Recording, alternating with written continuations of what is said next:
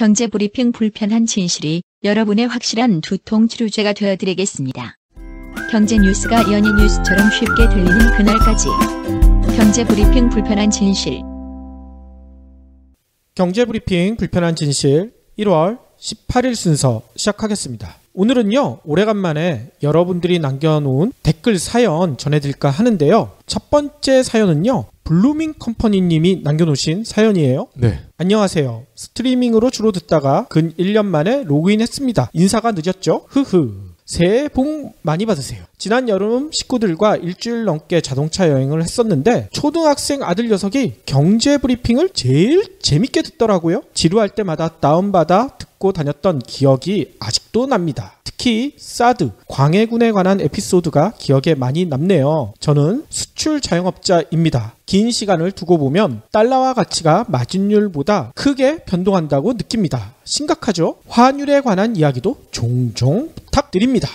이렇게 사연을 남겨놓으셨어요. 네. 아니 근데 초등학생 아들이 저희 방송을 제일 재밌게 듣는다. 이게 상당히 놀라운데요? 이 자녀분 수준이 굉장히 높은 것 같습니다. 그러니까 크게 될 아이일 것 같아요. 칭찬 많이 해주시길 부탁드리겠습니다. 네. 그리고 저희가 환율 이야기도 조만간 또 한번 준비를 하도록 하겠습니다. 장끌이라는 분이 남겨주신 글인데요. 장끌로드 반담을 줄이신 건가요? 그런 것 같아요. 네. 제 드래곤이 없어도 시스템의 삼성이 잘 돌아가야 하는데 문제는 삼성 사장단의 눈치 보기입니다. 제 드래곤 없어도 문제점이 잘 돌아가는 게 들킬까봐 못하는 거지요. 이분은 삼성 내부분이 아닌가 추측이 돼요. 진짜 그러신 것 같아요. 이게 삼성 사장단의 딜레마거든요. 그렇죠. 제 드래곤이 없어도 회사가 당연히 잘 돌아갈 수는 있는데 제 드래곤이 복귀를 했을 때 나 없는데도 이렇게 잘 돌아갔어? 너네 다 해고. 이게 두렵다는 거죠. 그러니까요. 그래서 그런가 삼성전자 주가도요. 어제 이재용 부회장 구속영장이 발부됐는데도 올라가고 있잖아. 그렇죠. 장기 리스크가 제거가 될 가능성이 커지면 주주들은 당연히 땡큐죠. 그리고요. 대개 안미안. 이게 무슨 뜻인가요? 미안하지 않다는 얘기겠죠? 저는 이 대미안에다가 두 글자를 넣어서 좀 재밌게 하신 게 아닌가 싶기도 하고요. 그렇군요. 네. LG 오뚜기 제품 좋아요. 저희도 좋아합니다. 그리고 포포12 이분은요. 낙곱살 다음으로 최고다. 아니 저희는 개인적으로 낙곱살보다 저희가 조금 더 낫지 않은가 이렇게 생각하고 있는데 다음으로 최고네요. 그 방송 스태프분이신 것 같기도 하고요. 그렇군요. 그리고 저희한테 종종 댓글 남겨주시는 분이시죠. 인라인님은요. 이런 글을 써놓으셨어요. 저희가 지난주에 처음 방송했던 IT를 알고 싶다. 여기에서 저희가 인공지능끼리 대화를 나눈 그 얘기를 드렸잖아요. 네. 그래서 그런가 저희 방송을 듣고 트위치에서 직접 한번 찾아보셨다고 하시더라고요. 그러면서 사연을 남겨놓으셨는데 이거 완전 코미디예요. 대화 주제가 자꾸 산으로 가고 자기가 답했던 걸 나중에 반복하는 걸 보니까 청문회가 생각나네요. 음성인식 문제가 있었는지 닥터우에서 좋아하는 캐릭터를 물어보니까 말포이라고 하고 해리포터 얘기도 하고 뭐 이랬다고 합니다. 그러면서 아직까진 사람처럼 대화하기는 멀어 보이네요. 이런 사연을 남겨놓으셨습니다. 이걸 직접 찾아서 보셨다는 게 저희는 되게 대단하게 느껴지는데요. 그러니까요. 저희는 짤방으로만 봤는데 이 인라인님은 풀 버전을 거의 다 보신 것 같아요. 네, IT 관심이 정말 많으신 분 같습니다. 자, 마지막 소개해드릴 애청자는요. 하청 찌끄레기. 이분은 저희 이벤트에 종종 참여해주신 분으로 기억이 납니다. 11일 방송을 듣고 비단 대기업만 그럴까요? 중소기업도 만만치 않습니다. 대기업이 1차 벤더를, 1차가 2차를, 2차가 3차 벤더를, 무슨 쌍팔년도 군대도 아니고 제가 다니는 회사는 3차 벤더인데 2차 벤더 사장의 말이 법입니다. 아이고. 일이 많아도 쉬라고 하면 쉬죠. 참고로 저는 조선 관련 기자재 벤더입니다. 이놈의 나라는 기업주들이 일하는 사람을 자기 집 머슴으로 하는지 안타까운 건 이직을 하려 해도 이직하면 대부분 최저 시급입니다. 돈이 뭔지 이렇게 하소연을 해주시면서요. 방송처럼 현장에 일하면서 팟캐스트 듣는 사람은 제가 유일하지 싶네요. 아니 주변에 많이들 좀 들으시라고 이렇게 얘기해 주시죠. 예. 오늘도 화이팅입니다. 언젠간 좋은 날이 오기를 기다려서 넋두리를 해봅니다. 이렇게 써주셨어요. 예, 앞으로도 넋두리 저희한테 많이 해주셔도 됩니다. 저희가 다 들어드릴게요. 저희와 같은 방송을 다른 분들도 많이 하시고 많이 들어주신다면 하청, 원청 이런 거 구분 없이 모두가 파트너가 동등한 파트너가 되는 세상도 빨리 오지 않을까 기대를 해봅니다. 거짓말 할 때는 무의식적으로 코를 만진다. 한국인들은 거짓말할 때 코를 만지지도 않는다. 귀가 캥길 때는 눈을 마주치지도 못한다. 한국인들은 거짓말할 때 오히려 상대를 똑바로 쳐다본다. 우리가 알고 있던 거짓말에 대한 상식은 모두 틀렸다.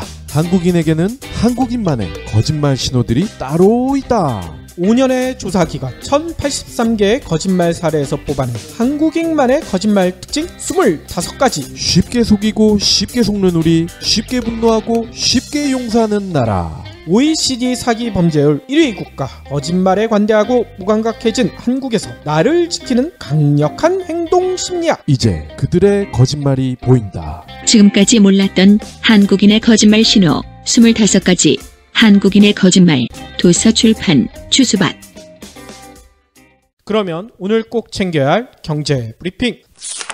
65세 이상 인구가요 15세 미만 인구를 처음 추월했다고 합니다. 오, 그래요? 고령화가 정말 심각하다는 거죠. 만 65세 이상 고령층이 3.26% 증가하면서 700만 명에 육박을 했습니다. 반면에 15세 미만 인구는 2.06% 줄어들면서 700만 명 아래로 떨어졌습니다. 아이고. 행자부는요, 작년 12월 말 현재 우리나라 주민등록 인구가 5,169만 6,216명이다. 이렇게 밝히면서 1년 전보다 0.32%인 16만 6,800여 명이 늘어났다. 이렇게 밝혔습니다. 아니 0.32% 늘었으면 이거 조만간 마이너스가 될 가능성도 있겠네요. 내년부터는 마이너스가 확실시 될 것 같아요. 전체 인구 중에 40대가 17%로 가장 두꺼웠고요. 50대 16.3, 30대 14.6, 20대 13.1, 10대가 10.6으로 점점 줄어들었다고 합니다. 서울은요 1년 새 전국에서 가장 많은 9만 1,500여 명이 감소했대요. 아, 늘어난 게 아니라 감소를 했습니다. 서울 외에도요 부산, 전남, 전북, 대전 9개 시도의 인구가 줄었고요. 1,271만 6천여 명으로 인구가 가장 많은 경기도는요. 증가폭도 19만 4천여 명으로 가장 많았습니다. 그렇군요. 서울, 부산, 대도시는 줄었는데 경기도가 늘었다. 이 얘기는 뭐겠습니까? 대도시의 집값, 거주 비용 감당하기 어렵다. 그래서 경기도로 이사를 했다는 거 아니겠습니까? 그러니까 박 PD도 지난해 경기도로 이사 가셨잖아. 밀려났죠. 정치인들이 우리는 일본의 잃어버린 20년 안 겪을 거다. 이렇게 강조를 하죠. 근데 이러한 수치들을 보면 우리도 일본 짱 날 것 같다. 확신이 들지 않습니까? 그러니까요. 마찬가지죠. 부동산 붕괴, 아파트 가격 붕괴 절대 없을 것이다. 호언장담을 하지만 이 역시 믿을 수가 없다. 통계가 말을 해주고 있습니다. 얼마 전 브리핑에서도 얘기 드렸지만 김영란법을 개정하겠다 이런 움직임이 보이고 있다고 말씀드렸잖아요. 네. 그 이유가 김영란법 때문에 소상공인들 다 못 살게 됐다 이런 이유였는데 만약 그 말이 맞다면 곧 설이잖아요. 네. 설에 명절 선물도 감소해야지 정상 아닙니까? 그렇죠. 근데 놀랍게도요. 올해 접수된 설 선물 택배가요. 오히려 지난해보다 늘어났다고 합니다. 오잉? 택배 업체들에 따르면요. 최근 접수한 배달 물량을 토대로 작년 설과 비교해봤는데 무려 10에서 20%나 늘어난 것으로 나타났대요. 와. 그래서 특별히 특별 근무 체제 뭐 이런 것까지 만들었다고 합니다. 뭐 이유는 택배 시장이 매년 꾸준히 성장한 뭐 그런 이유도 있지만 그래도 설에 선물을 보내겠다 이런 사람이 늘어난 덕분이라고 설명을 하고 있어요. 여기에 김영란법 시행 이후 주는 사람이나 받는 사람 모두 부담스러운 고가품 대신 저렴한 선물을 택배로 보내줘야 되겠다 이렇게 생각하는 사람들도 늘어난 이유도 있다고 합니다. 네. 이게 바람직하게 변하는 거 아닙니까? 그럼요. 우리나라 물류협회 관계자는 이런 얘기를 합니다. 지난해 택배시장 물량이 그 전년과 비교해서 12% 늘어나 역대 최저치를 기록하는 등 성장세를 보이고 있었는데 김영란법 이거 도입돼도 계속 이 성장세는 꺾이지 않고 있다. 이렇게 설명을 한다고 합니다. 네. 그러니까 새누리당이나 정부당 김영란법 개정하겠다고 얘기했던 게 이게 말이 안 되잖아. 다 뻥이었죠. 그러니까 상당히 당황스러워 하실 것 같아요. 다음 소식입니다. KTX나 SRT, 수서고속철도죠. 이러한 열차를 운행이 중지가 되는 경우가 있잖아요. 종종. 사고가 나거나 뭐 불가피한 상황에서. 네. 그런데 지금까지는 운임의 뭐 얼마 이런 식으로 보상을 안 해줬는데 앞으로는요. 중지를 했다. 그러면 무조건 운임의 10%를 배상을 한다고 합니다. 오, 그래요? 국토부가요. 코레일, SR 등과 이런 내용을 담은 철도 여객 운송 표준 약관을 마련을 했습니다. 약관을 보면요. SR 같은 경우는 작년 11월부터 이미 이를 시행하고 있대요. 코레일도 이른 시일 내 이를 반영해서 약관을 변경할 계획이라고 하는데 철도 사업자 과실로 열차가 운행 중 중지한 경우 사업자는 이용자에게 잔여 구간 운임 환불은 물론이고요. 이 금액의 10%를 배상해야 합니다. 만약 출발 전 열차가 사업자 과실로 중지한 경우에도 배상을 합니다. 운임 전액을 환불하는 것은 물론이고요. 출발 1시간 전일 경우 운임의 10%, 3시간 전일 경우 운임의 3%를 추가로 지불한다고 합니다. 그리고요. 부정승차하시는 분들이 종종 계신데 이때 지금까지는 운임의 30배 이내에서 과태료 성격의 운임을 또 매겼잖아요. 그랬었죠. 그런데 이게 불만이 많았나 봐요. 그래서 앞으로는요. 부가운임 징수 규모를 0.5배에서 30배로 그러니까 고의성, 반복성 이런 거를 감안을 해서 차등화를 한다고 합니다. 그렇군요. 아니 이렇게 뭐 배상을 해주겠다 좋은 것 같긴 한데 이게 의도가 뭘까요? SR을 띄우기 위한 거라고 보여집니다. SR, 즉 SRT를 서비스하는 회사죠? 얘를 왜 띄울까요? KTX와 SRT 경쟁을 한다. 즉 철도와 같은 공기업 이런 것도 민영화를 했을 때 이렇게 약관도 바뀌고 합리적으로 변한다. 이거를 강조하기 위해서가 아닌가 싶어요. 민영화를 하기 위해서 미리 약을 쳐놓는 거군요. 그런데 민영화 되면 어떤 일이 벌어질까요? 당장 신분당선 보시면은 체감을 할 수가 있어요. 신분당선 강남역에서 판교, 분당, 광교 타보신 분들은 아시죠? 정말 비싸죠. 그렇죠. 거기다가 현재 65세 어르신들은 전철은 공짜죠. 그런데 민영화가 되면 과연 이분들 공짜로 전철 탈 수 있을까요? 오늘 만난 지인이 장기 공공임대주택에 들어가게 됐다 해서 되게 좋아하셨잖아요. 네. 그런데 그분의 얘기가 이게 들어가기가 상당히 힘들다는 얘기를 하시더라고요. 왜냐하면 여러 가지 조건이 맞아야 되는데 그중에 가장 중요한 게 월 평균 소득이 얼마냐. 이거를 심사를 해가지고 그게 통과가 돼야 장기 공공임대주택에 들어갈 수 있다. 뭐 이렇게 설명을 하시더라고요. 임대주택이라는 게 취지가 그런 거 아닙니까? 저소득층을 보호하자. 그러니까 돈 많이 버는 사람들은 너네는 돈 많으니까 그냥 좋은 데 가서 살아라. 그거 아니에요? 그렇죠.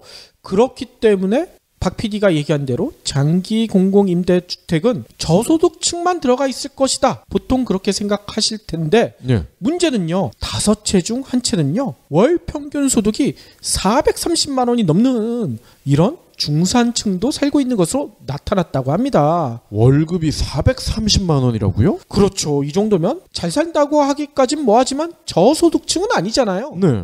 심지어는요. 연간 소득이 1억 2천만 원이 넘는 이 1억 2천만 원 정도면 소득 10분위 중에서도 가장 높은 분위에 들어가잖아요. 네. 이렇게 많이 버는 사람들도 공공임대주택에 거주하는 것으로 나타났다고 해요. 이건 한마디로 저소득층이 누려야 할 혜택을 빼앗은 거 아닙니까? 아니 1억 넘는 사람들이 어떻게 거기를 들어가죠? 그러니까요. 이 내용은요. 최성은 조세재정연구원 연구위원이요. 주거 부분 재정 지출 현황과 저소득층 주거 지원 정책 방향 이런 보고서에서 밝혔다고 해요. 2014년 주거 실태 조사 데이터를 토대로요. 장기 공공임대주택 거주자를 소득 분위별로 분석을 해봤다는 거예요. 그랬더니만 이렇게 부자들 중에서도 들어와 있는 사람들이 생각보다 많았다는 겁니다. 분석 결과를 좀 더 자세히 살펴보면요. 장기 공공임대주택 거주자 중 소득 6분위 이상, 이 6분위 이상이 얼마나 되느냐 봤더니 전체의 무려 22%나 된다고 해요. 소득 6분위, 어느 정도 버는 사람들이 소득 6분위일까 이게 궁금하실 텐데 통계청 자료에 따르면요. 월 평균 소득이 462만 4천원, 연간으로는 5,100만 원 이상이어야지 6분위에 들어갈 수가 있대요. 이거는 서민 저소득층이라고 보기에는 힘들죠. 또 아까 얘기대로 소득 최상위 계층인 10분위, 그러니까 연간으로 973만 원 이상 버는 사람들은 무려 1.61%나 장기 공공임대주택에 거주하고 있는 것으로 나타났다고 합니다. 아니 이거는 마치 그런 것 같아요. 노숙인들을 위한 무료급식 이런 거 종종 하는 데가 있잖아요. 그러면은 이분들이 줄을 딱 서 있는데 벤츠 타고 어떤 사람이 와서 내리자마자 그들 줄 사이를 새치기 해서 급식을 타먹는 거. 그러니까 얼마나 비양심적입니까? 물론 이런 해명도 있습니다. 입주할 때는 이런 까다로운 조건을 만족시켜서 들어갔는데 입주한 다음에 갑자기 소득이 증가해버렸다. 아무 잘못 없다. 이렇게 해명하는 사람들도 없지 않아 있다고는 하지만 과연 그런 사람들이 아까 얘기대로 22%나 될까요? 말이 안 되잖아요. 그래서 한 네티즌이 이런 댓글을 남겨놓으셨네요. 장기 공공임대주택이라고 이렇게 가봤더니만 주차장에 수입차가 수두룩하더라. 이거는 어떻게 보면은 심사를 하는 분들이 공무원이겠죠. 그분들의 어떤 방관? 이게 없으면 불가능한 거 아닙니까? 그렇죠. 마지막 브리핑입니다. 유튜브가 동영상 창작자 후원 시스템을 신규로 론칭을 했어요. 이름이 슈퍼챗. 슈퍼챗이 뭐냐? 쉽게 말해서 아프리카 TV의 별풍선 있죠. 별풍선. 별풍선의 유튜브 버전이다. 이렇게 보시면 될 것 같아요. 여기는 그러면 뭘 주는 거예요? 슈퍼챗을 보내주는 건가요? 이게요. 유튜브 생방송 중에 채팅창으로 시청자가 BJ에게 송금을 할 수 있도록 한 기능입니다. 시청자는요. 창작자에게 1,000원부터 최대 50만 원까지 송금을 할 수 있대요. 아니 1,000원은 좀 이해가지만 최대 50만 원? 예. 우와. 짭짤하겠죠? BJ에게 슈퍼챗을 전송하면요. 금액과 함께 아이디가 채팅창에 뜨는데 이때 금액에 따라 파랑, 노랑, 주황, 빨강 표시가 된다고 합니다. 아니 그러면 많은 금액은 파란색이에요? 빨간색이에요? 빨강에 가까워진다고 해요. 뜨겁다 이거지. 빨갈수록 많이 들어온 거군요. 그렇습니다. 5,000원 이상일 경우에는요. 채팅창 맨 위 화면에 아이디와 금액이 고정이 되고요. 고정 시간은 금액에 따라 차등 적용됩니다. 유튜브가 별풍선, 즉 슈퍼챗을 도입을 했다. 이거는 대놓고 아프리카 TV에서 활동하는 BJ에게 우리한테 와. 이거 아닙니까? 그럴 것 같네요. 아니 그러면 인터넷 방송도 재편이 되겠군요. 그렇습니다. 1인 미디어, 퀄러티, 볼륨 모두 긍정적인 쪽으로 발전을 할 것 같아요.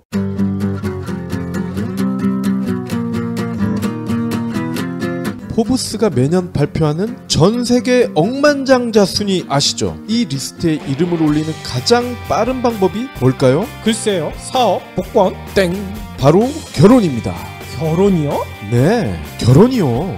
여기 부자가 되기 위해 억만장자와 결혼하기로 한 프랑스 여배우가 있습니다. 어차피 열심히 일을 해서 돈을 모아봤자 그들과 같은 부자가 되기는 글렀으니 차라리 억만장자인 남자와 결혼을 하겠다는 건데요. 사실 정말 결혼한 건 아니고요. 프랑스에서 2009년부터 지금까지 인기를 얻고 있는 경제 풍자 연극이 책으로 나왔습니다. 양극화, 경제 불평등 좋은 말이긴 한데 조금 지루하고 어렵잖아요. 이런 사람들을 위해 여배우이자 코미디언인 저자가 억만장자와 결혼하려는 신부를 연기합니다. 억만장자의 실체를 가감없이 까발리는 그녀의 비평이 아주 매섭습니다. 그녀가 본 억만장자의 실체는 무엇일까요? 그래서 나는 억만장자와 결혼했다. 기대 바랍니다. 도서출판 한빛비즈. 그러면 오늘의 섹션 시작할 텐데요. 여러분들 다 알고 계시죠? 곧 트럼프가 미국 대통령에 취임하잖아요. 네. 그래서 다들 그러시더라고요. 이거 트럼프 취임하면 이거 난리가 날 것 같은데 이거 어떻게 하나 두려워하시는 분들이 생각보다 많더라고요. 그래서 그런 분들에게 오늘 들려주고 싶은 내용을 한번 준비를 해봤습니다. 일단 제가 예전에 읽었던 책에 나왔던 내용을 한번 말씀을 드릴게요. 책 제목은 제가 기억이 안 나더라고요. 이게 대학교 때 읽었던 것 같기도 하고 제가 집에 있는 책들을 다 뒤져봤는데 어제 못 찾았어요. 제가 떠오르는 내용을 말씀을 드릴 텐데 이런 내용이 있었어요. 한 스님이요 동안거에 들어가기 위해 길을 나섰다고 해요. 동안거 뭔지 아시죠? 네. 지금같이 추운 겨울날 외출하지 않고 사찰에 계속 머무르면서 수행에만 점령하는 그런 거를 동안거라고 하잖아요. 그래서 스님이 동안거를 하기 위해서 출발을 하려고 했는데 문제는 그날 날씨가 별로 좋지가 않은 거예요. 그래서 다른 사람들이 다 말린 거야. 오늘은 날씨가 안 좋으니까 하루 이틀 더 있다 출발하시라. 잘못하다가 큰일 날 수도 있다. 스님한테 그렇게 말씀을 드렸는데 스님은 괜찮습니다. 다 부처님 뜻대로 갈 겁니다. 이러면서 네. 그냥 길을 나섰다는 거예요. 근데 주변 사람들이 우려한 것처럼 날씨가 점점 나빠지기 시작했어요. 막 천둥 번개까지 막 치고 있어. 그런데 스님은 너무 많이 길을 접어든 거예요. 이제 다시 돌아가기는 너무 많이 와버린 거야.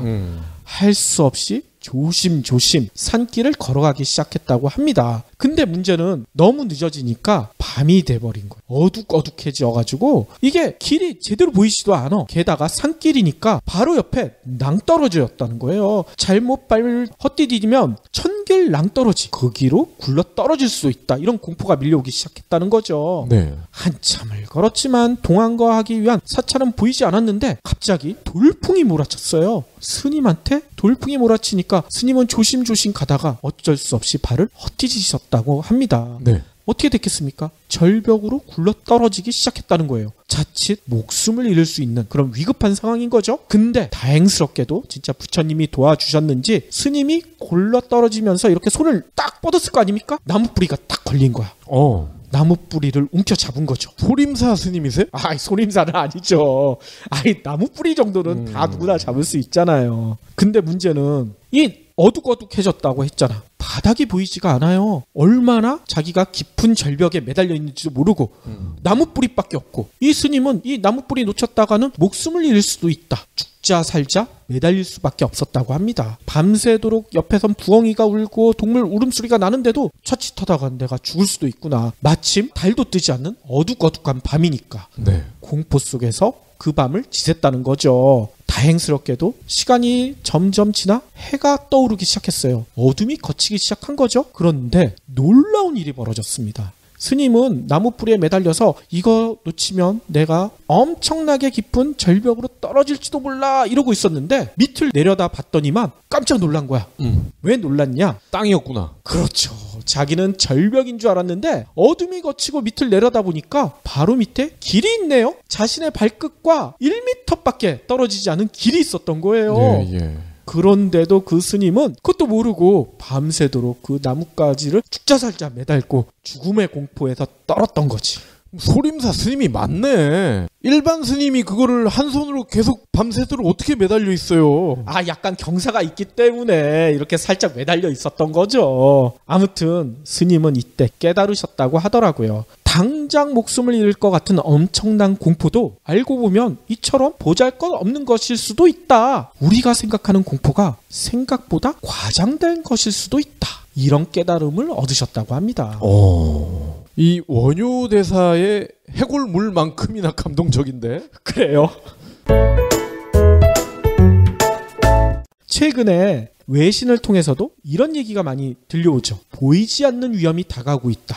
이게 스타워즈 이렇게 시그널 제목이 아니에요. 이게 왜 그러냐면 아까도 처음에 얘기했듯이 20일 날 며칠 안 남았죠. 내일 모레네. 트럼프 시대의 개막을 앞두고 이 같은 우려가 쏟아지고 있다는 거예요. 네. 왜냐하면 트럼프가 다들 알고 계시겠지만 워낙 예측하기 힘들잖아. 좌충우돌식 행보를 끊이지 않고 있죠. 정치도 물론이거니와 사회, 경제 이게 어떤 상황이 벌어질지 아무도 장담하기 힘들다. 그러니까 보이지 않는 손이 아니라 보이지 않는 위험이에요. 이런 얘기가 나오고 있다고 합니다.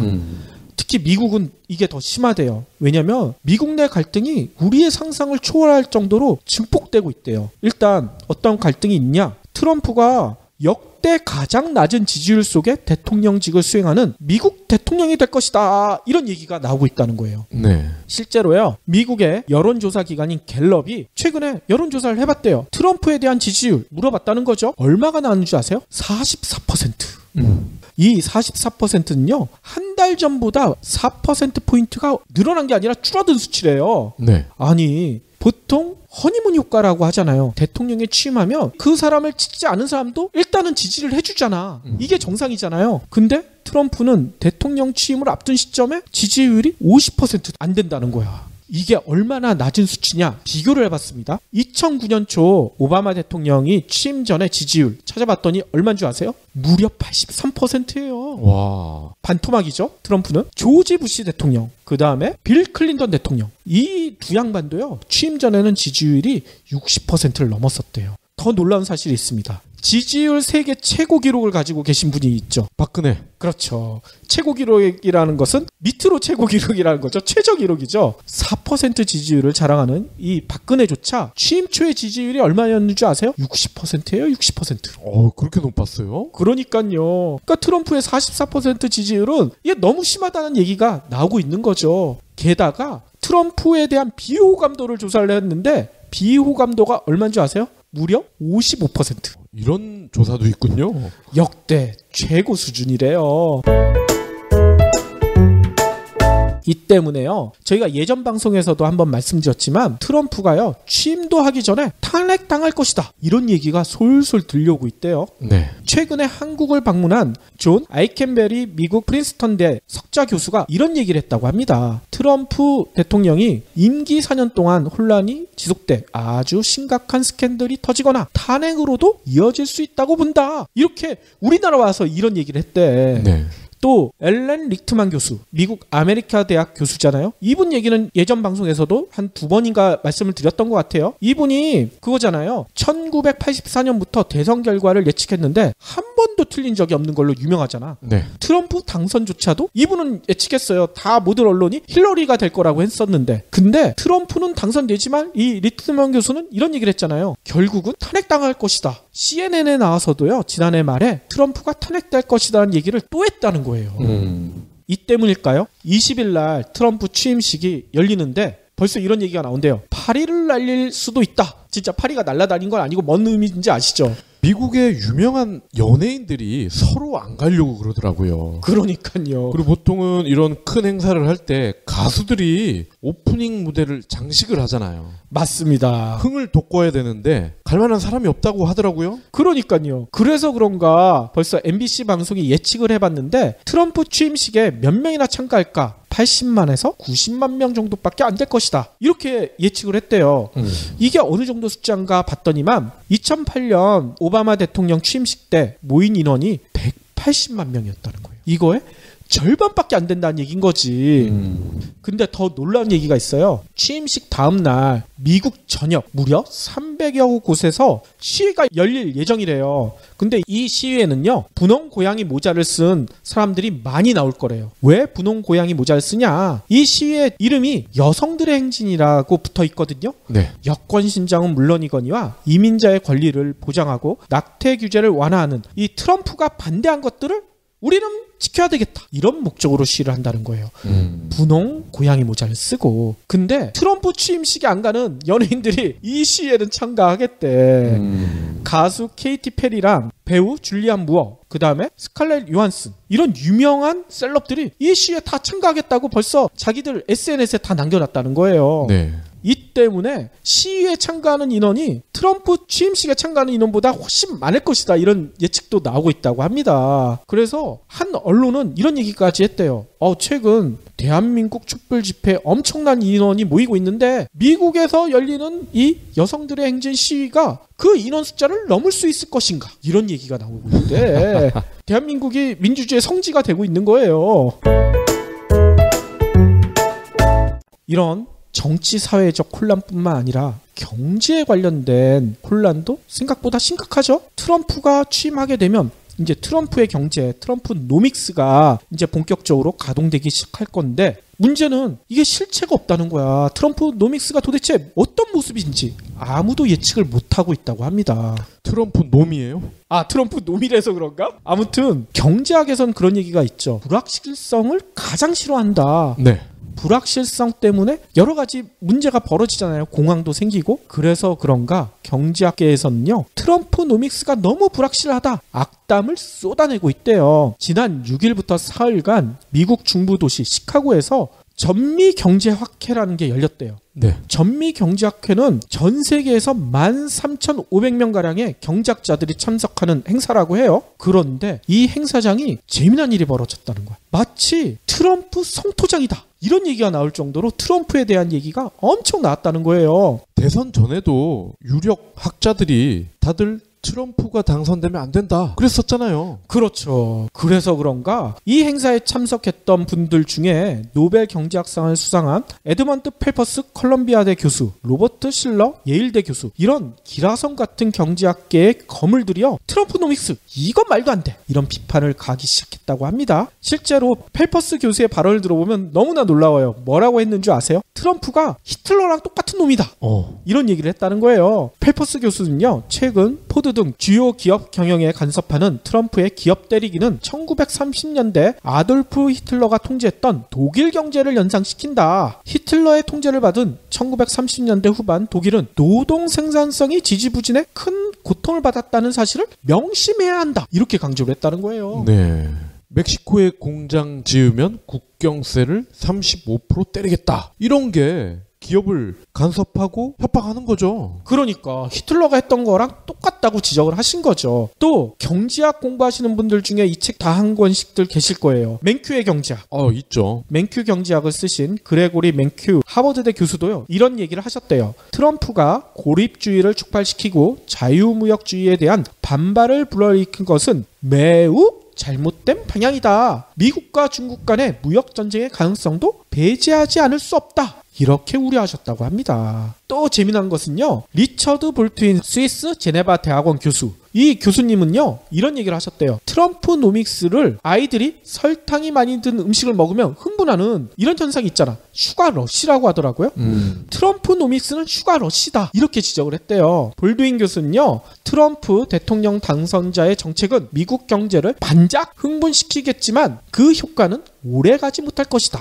이렇게 설명을 했대요. 이 얘기가 왜 나왔냐면 최근 트럼프 당선 이후에 미국 증시가 상승세잖아. 네. 그래서 트럼프가 경제 잘 이끌 것 같다 이런 얘기가 나오고 있는데 이 볼드윈 교수가 보기에는 이거는 일시적인 각성 흥분 효과지 이게 지속되진 않을 것이다. 시간만 지나면 사라질 것이다. 이렇게 얘기를 하시는 거예요. 지금 트럼프가 하는 게 어떻게 보면 보호무역 아닙니까? 그렇죠. 그런데 이 보호무역이 예전부터 있었잖아요. 그런데 하다가 보니까 폐해가 너무 큰 거야. 그래서 여러 나라에서 야, 우리 이제 빗장 풀자. 사이좋게 지내자. 그렇게 된 거 아닙니까? 그런데 이걸 다시 예전의 불합리 시대로 돌아가자. 이거 자체가 트럼프는 바보라는 거 입증하는 거 아닙니까? 그렇죠. 진짜 이런 교수님들의 발언을 보면 경제학을 무시하는 트럼프의 경제학자들이 얼마나 화났는지 바로 알 수 있을 것 같아요. 그런데 전미경제학회에서 가장 주목받은 발언은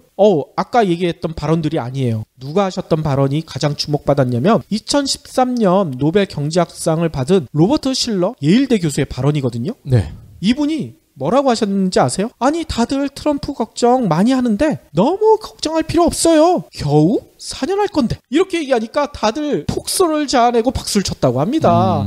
길어야 4년밖에 못한다고 실러 교수가 얘기한 거지. 실러 교수는 더 나아가 이런 얘기도 했대요. 트럼프는 세금 감면자 이상이 상징적 의미를 지닌 인물이다. 대기업과 기업가적인 인물에 대한 새로운 태도를 상징하는 아주 고무적인 인물이다. 뭐 이렇게 살짝 치켜세우기까지 했다고 합니다. 이게 뭔 얘기냐면 트럼프가 위협적이긴 하나 너무 공포에 떨지 말아라. 이렇게 충고하신 것 같아요. 별거 아니다. 그렇죠. 진짜 실러 교수의 말처럼 트럼프 노믹스에 대해 너무 과잉 대응을 할 필요가 있을까? 저는 그런 생각이 들더라고요. 아까 저희가 처음 얘기 드렸던 그 스님의 깨달음처럼 바로 밑에 길이 있는 줄도 모르고 이 나뭇가지 하나 붙들고 공포에 떨고 있는 그런 거일 수도 있다. 이런 생각이 들어요. 그런데 최근 외신을 통해서 들려오는 거에 따르면 이 바닥이 보이지 않는 공포에 지레 겁먹는 사람들이 늘어나는 것 같아. 나는 가장 위대한 일자리 창출자가 되려 합니다. 이게 누가 한 얘기냐면 트럼프가 취임하기 전부터 했던 얘기거든요. 그런데 트럼프는 이 얘기 그대로 실천하고 있어요. 글로벌 기업들에게 미국 내 일자리 늘려라 이렇게 압박하고 있다고 합니다. 한 언론이 트럼프가 약속을 받아낸 일자리가 몇 개나 되나 이렇게 계산을 해봤다는 거예요. 벌써 115만 개가 넘어섰다고 해요.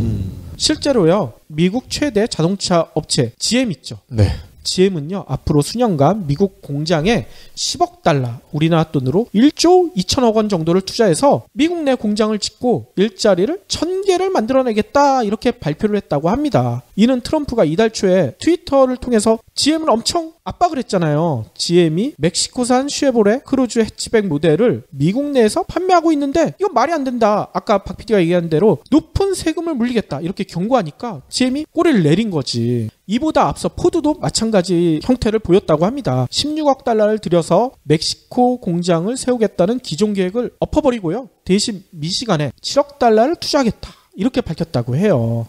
피아트 클라이슬러도요. 미국 미시간과 오하이오 생산시설에 10억 달러를 투자하겠다. 이렇게 했고요. 미국 업체만 아니죠. 도요타도 향후 5년간 100억 달러를 미국에 투자하겠다. 이렇게 발표했다고 합니다. 뿐만 아니에요. 소프트뱅크, 알리바바, 아마존 이런 데들도 투자 약속을 했는데 이거 다 합쳐보니까 향후 5년간 일자리가 115만 개에 달한다. 뭐 이런 얘기가 나오고 있다는 거죠. 트럼프가 지금 멕시코를 되게 만만하게 보고 있잖아요. 그렇죠. 뭐 인종 문제도 있고 바로 옆 나라이기 때문에 이왕이면 미국의 공장을 짓는 걸 좋아하긴 할 텐데 그러면 아이폰이랑 페이스북 어떡할 거야? 멕시코에서 아이폰 멕시코에 넘어오려면 국경세네. 페이스북 멕시코에서 쓰려면 국경세네. 이렇게 하면 어쩔 건데. 그러니까 트럼프가 약속을 받아낸 115만 개 중에 실제로 몇 개 일자리가 늘어날지는 이게 확답을 할 수가 없는 거죠. 이거에 100분의 1도 안 될 가능성이 높아요. 놀라운 점은요. 이렇게 트럼프의 압박에 넘어간 회사가 미국이나 일본, 중국 회사만 있는 게 아니더라고요. 우리나라 기업도 있어. 네.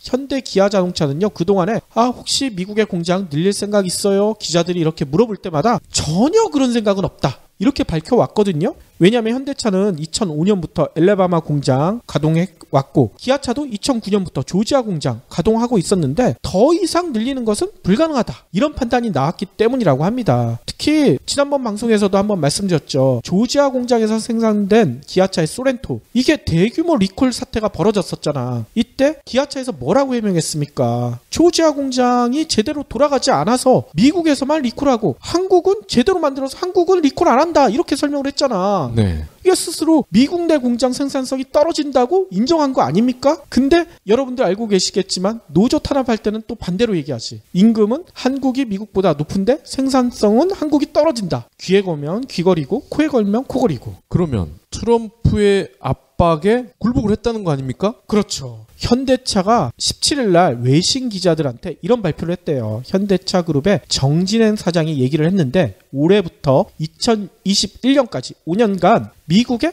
31억 달러 그러니까 3조 6천억 원 정도를 투자하겠다. 이렇게 밝혔다는 거예요. 이 금액이 어느 정도 되냐 하면 현대차 그룹이 지난 5년간 미국에 투자해온 금액의 50%가 늘어난 수치라고 합니다. 특히 정 사장은 이런 센스까지 있으신가? 이런 얘기까지 했대요. 향후 미국 수요 추이를 감안해서 신공장 건설도 검토할 수 있다. 트럼프 이 얘기 듣고 있지? 이런 거야. 이거는 말도 안 되는 소리고요. 이게 중요해. 2021년까지 5년간. 그러니까 5년간이잖아. 그러니까 트럼프가 길어야 4년을 할 거 아닙니까? 맞습니다. 그러니까 5년간이라고 얘기한 것 같기도 해요. 진짜. 마지막 1년에 우리는 몰빵할 건데? 이러는 거지. 그러면서 실제로는 투자를 안 하겠다는 거죠. 그렇죠. 그런데 국내 언론들은 이렇게 평가를 하더라고요. 아니 지난해 현대차의 글로벌 판매량의 10%가 미국에 수출되고 있는데다가 기아차가 1조 원이나 투자해서 지난해 9월 멕시코 공장을 준공했는데 트럼프한테 이 정도 얘기 안 하면 현대기아차 살아남을 수 없다. 잘한 것이다. 이런 얘기를 하더라고요. 네. 특히 이 기아차가 멕시코에 만든 공장에선 연간 40만 대의 자동차가 생산될 예정인데 이 공장의 60%가 미국으로 수출할 계획이라고 하더라고요. 그러니 트럼프 압력 무시할 수 없지 않느냐. 현대차 잘 발표했다. 이런 평가를 내리고 있어요. 근데 문제는 이게 과연 가능할 것인가? 미국 자동차 시장 수요가 이 현대차의 투자를 받쳐줄 수 있는가? 전문가들은 불가능하다. 이런 얘기를 하고 있다고 합니다. 어림도 없죠. 갈수록 줄어들고 있는데. 그러니까요. 또 트럼프의 압박에 넘어간 데가 현대 기아차뿐만 아니죠. 지금 삼성, LG전자도요. TV나 냉장고 같은 가전을요. 멕시코 공장에서 만들고 있대요. 네. 그래서 삼성전자도 미국에 수출하는 가전제품을 대부분 멕시코에서 만들고 LG도 마찬가지라고 합니다. 이 때문에 조성진 LG전자 부회장은요. 지난 6일 CES에 참석해서 이런 얘기를 했대요. 미국 관세 폭탄을 피하기 위해 북미 세탁기 생산 기지 설립을 검토하고 있다. 올 상반기 중 결정할 것이다. 트럼프 잘 듣고 있지? 이런 거지. 세탁기 같은 물건은 인건비가 워낙 비중이 크기 때문에 글쎄요. 미국 내 공장을 세운다? 쉽지 않을 것 같은데요. 그러니까 얘네도 아마 5년 단위로 검토할 거예요. 트럼프 나갈 때까지만 기다리겠죠. 네. 물론 기업하는 입장에서는 트럼프의 압박 무시할 수만은 없겠죠. 뭐 이 정도 립 서비스는 충분히 가능하다는 생각도 듭니다. 근데 저희가 드리고 싶은 말은 일반인들도 이렇게 트럼프 노믹스 때문에 국내 주식 환율 어떻게 변할 것인가? 너무 촉각을 세우고 있지 않은가? 이런 생각이 들어요. 네. 지나친 공포에 빠져 있는 게 아닌가. 아까 처음에 얘기한 것처럼 절벽 끝 나무 뿌리에 매달려 있는 스님처럼 발밑을 제대로 보지 못하고 있는 게 아닐까. 이런 얘기인 겁니다. 물론 저희가 이런 얘기를 꺼낸 것은요. 트럼프노믹스가 전 세계적인 호황을 가지고 올 것이기 때문에 전혀 걱정하지 않아도 된다. 이런 얘기는 결코 아니에요. 경제는 오히려 나빠질 가능성이 많습니다. 하지만 공포를 느낄 만큼은 아닐 수도 있다는 생각이 들어요. 지난해 11월 23일 날 저희가 방송에서도 말씀드렸잖아요. 트럼프가 아무리 개판쳐도 미국 경제가 망가질 가능성은 높지가 않다. 그때도 설명을 드렸었죠. 오바마가 8년 동안 워낙 미국 경제를 튼실하게 만들어 놓은 데다가 세일가스라는 엄청난 선물을 맞았잖아요. 네. 그렇기 때문에 트럼프가 적당히 개판치는 거는 미국이 시스템적으로 그 정도는 버틸 수 있지 않을까. 그거에 저희의 판단입니다. 게다가 아까 실러 교수가 얘기했잖아요. 겨우 4년이에요. 4년 정도? 충분히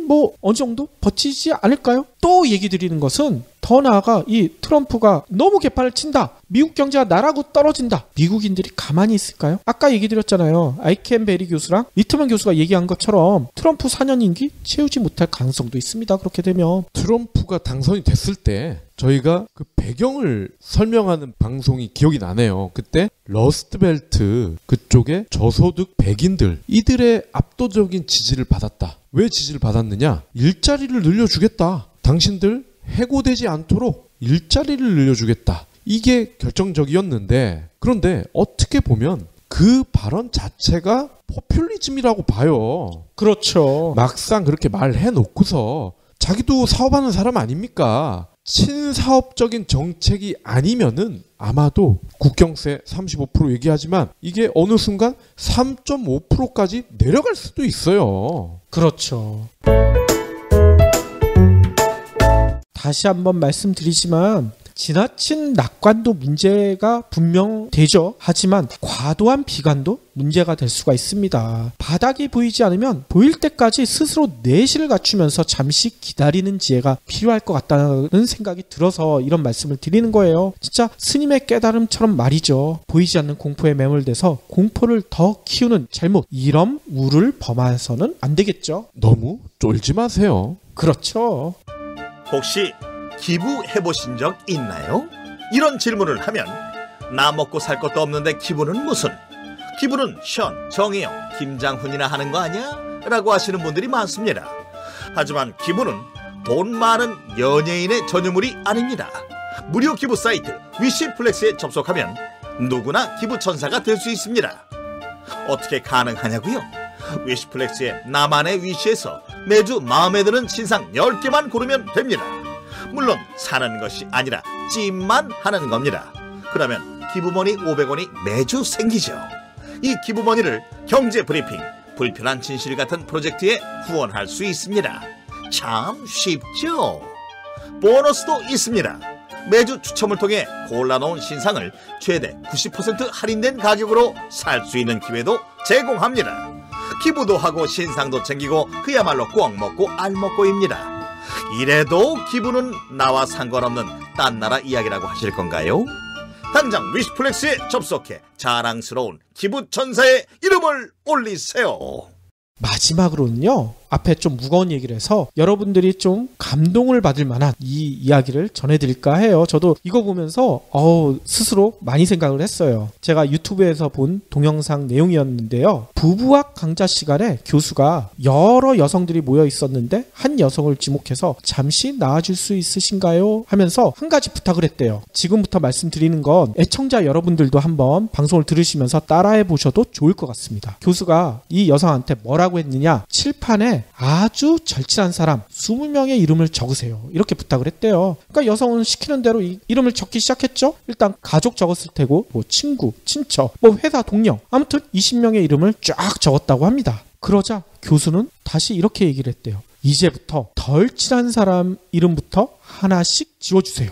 이 여성이 교수가 왜 이런 걸 시키지? 내키지 않는 표정으로 지우라고 하니 어쩔 수 없이 이름을 지웠는데, 일단 가장 덜 친하다고 했으니까 이웃의 이름을 지웠다고 합니다. 네. 근데 교수는 거기서 멈추지 않았다는 거예요. 또 한 사람의 이름을 지워달라고 부탁을 했어요. 그러자 여성은 또 떨떠름한 표정으로 회사 동료의 이름을 지웠다고 합니다. 교수는 계속 반복을 했어요. 계속 이름을 지워달라. 결국 몇 분 후에는 칠판에 4사람의 이름만 남게 됐다고 합니다. 부모, 남편, 아이 4명의 이름만 남게 되니까 이 모습을 지켜보던 교실이 갑자기 숙연해졌어요. 다른 사람들도 막 긴장하기 시작한 거야. 설마 더 지우라고 할까? 근데 교수는 또 부탁을 했어. 또 한 명의 이름을 지어주세요. 여성은 한참 망설이다가 어쩔 수 없이 부모의 이름을 지었다고 합니다. 교수는 또 지워달라고 했어요. 그러자 여성은요, 펑펑 울기 시작했대. 그러고서 아이의 이름을 지었다고 합니다. 교실도 한순간에 정적이 흘렀다고 해요. 한참 울던 여성이 안정을 되찾자 교수가 물어봤어요. 결국 마지막에 남은 사람이 남편의 이름이었거든요. 네. 왜 남편을 가장 버리기 어려웠냐? 이렇게 물어봤다는 거야. 그랬더니 여성이 이렇게 대답을 했대요. 시간이 흐르면 부모는 나를 떠날 것이고 아이 역시 언젠가 나를 떠날 것입니다. 일생을 나와 함께 지낼 사람은 남편뿐이라는 생각이 들었습니다. 이 말을 들은 교수는 이렇게 얘기를 했다고 합니다. 그렇습니다. 남은 시간은 부부가 함께 가야 할 길입니다. 서로 의지하고 아끼며 가야 할 길이죠. 지금 내 곁에 있는 사람을 사랑하고 존경하고 아끼시길 바랍니다. 그러니까 교실에서 박수가 나왔다고 하더라고요. 여러분들 지금 이 방송 들으시면서 혹시 20명의 이름 적고 지어보셨나요? 난 이 강연 반댈세. 왜 반대해요? 이게 말이 안 돼요. 부부학이라고 해서 이 여성분이 일부러 남편을 남겨놓은 것 같은데, 시간이 흐르면 부모가 나를 떠나고 아이 역시 언젠가 나를 떠날 것이다 라고 했잖아요. 그렇게 따지면 아이보다 남편이 먼저 떠나지. 안 그래요? 아이는 떠난다는 게 아니라 제 짝을 찾아서 간다는 얘기인 거죠. 이게 제대로 되려면 이렇게 끝나야죠. 남편이 마지막으로 남았다면서 그러면 또 그러는 거지. 또 지우세요. 남편까지 없애버리라고? 그러면서 이러는 거지. 당신이 가장 소중합니다. 어허, 이거는 부부학 강의가 아니라 솔로학 강의가 돼야지. 아이, 그러면 박 PD는 맨 마지막에 누구를 남기고 싶어요? 저는 다 지워버릴래 그냥. 에이, 울긴 왜 울어? 저는 가족 말고 맨 마지막에 남길 사람이 박 PD예요.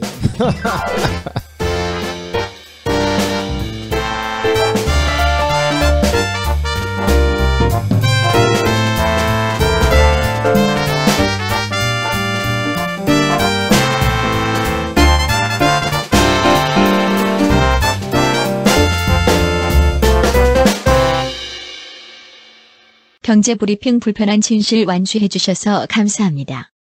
하트 2척, 댓글 남기기, 계좌 후원 등 다양한 방법으로 힘을 보태주세요. 계좌 정보는 경제브리핑 팟빵 공지 코너에 있습니다.